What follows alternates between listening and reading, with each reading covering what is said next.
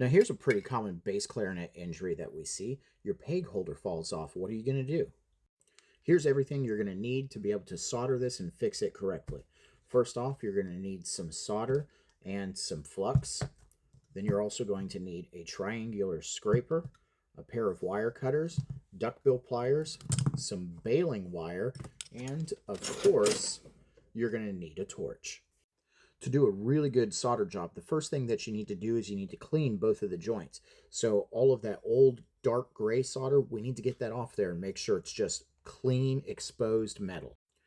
And we need to do that for both parts, and this is what it looks like. So I'll just hold the scraper right here in my hand like this, and just like carving, I'm going to just gently peel off all of that old solder until it's clean, flat, and smooth. And now that we've got all of that old solder off of there, we're going to use some denatured alcohol to clean both of the parts to make sure that there's no grease from our fingers or oils or anything like that.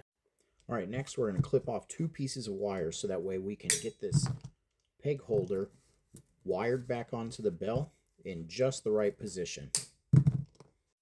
You want to use a pair of duckbill pliers to twist the wire tight. You could use a different pair of pliers, but I promise you it's a whole lot easier if you got a pair of duckbill pliers because they just grab that wire and twist it so evenly. Now you want to space out your wires and you want to make sure that this is held on there really tight. The tighter it is, the closer the gap is, then the better the solder will flow and the tighter the piece will stay.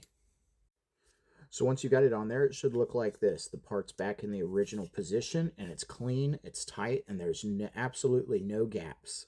Next, we're going to finish preparing the rest of the materials. So your solder needs to be clean as well. So we're going to take our scraper and we're going to scrape off the oxidation on the outside of the solder. It should be clean, straight, and shiny. Then we're going to get a little bit of our flux. I use a paste flux, not that liquid acid flux. This can be found at your local hardware store. We're just going to put a little bit of flux on the end of this, and we're going to begin heating the part. Now, this is the important part and the kind of difficult part to learn about soldering. We need to control our heat so that way we don't burn the parts and we don't make the solder flow everywhere and make a huge mess. So when we have 2 different size materials, a thinner material and a thicker material, we need to make sure that we're heating up the thick material first because this is what we call our heat sink. So we're going to heat this up first and then apply a little bit of heat to the thin side so they come up to the soldering temperature at the same time. Then we're going to apply a small amount of flux and we're going to continue heating it until the solder flows cleanly and evenly throughout it. Now here's a couple of tricks that you need to know. Flux goes wherever there's heat,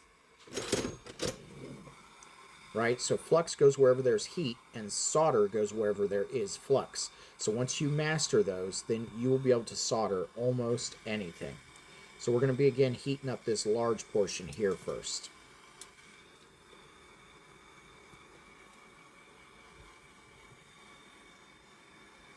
And then I'll put just a little bit of heat down below. Now, I'm very carefully going to put my flux onto the part here and let that flow completely underneath. And all I got to do is rest it here and put the heat on the other side, and the flux will get drawn through the part.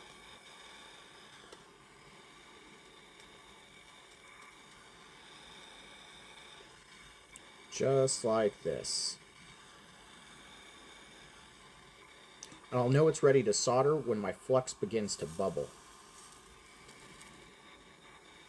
It's giving me signs of spitting and spattering that it's almost up to temperature. Sorry, this isn't the best view. It's kind of hard to solder and make sure I get you the picture perfect view. But this does take lots of practice, and like with anything in the music industry field, if you want to get good at your instrument, you got to practice. If you want to get good at soldering, you got to practice. So let's go ahead and see if this solder will flow.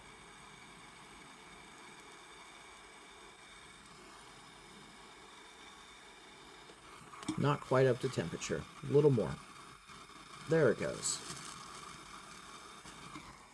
So now I've got that solder. It went all the way through. And I can see the shine right there in the tip, right along the sides, and this side as well. And there you go. That's how you solder. If you like these kind of tips or you just like to watch this interesting repair, make sure you give a follow and drop me a comment.